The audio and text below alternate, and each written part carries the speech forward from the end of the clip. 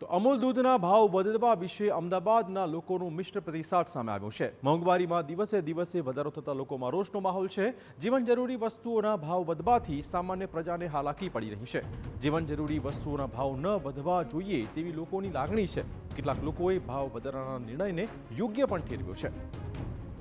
આ તરફ દૂધના ભાવ વધતા સુરતમાં પણ ગૃહિણીઓનું બજેટ ખોરવાઈ ગયું છે।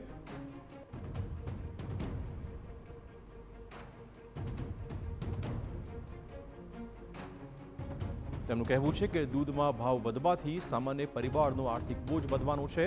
આ સાથે મોંઘવારી વચ્ચે દૂધના ભાવ વધતા દૂધના વપરાશમાં ઘટાડો કરવાની સ્થિતિ આવી શકે તેમ છે। રોજિંદી જરૂરિયાતની વસ્તુના ભાવ ન વધે તેવી ગૃહિણીઓની માંગણી છે।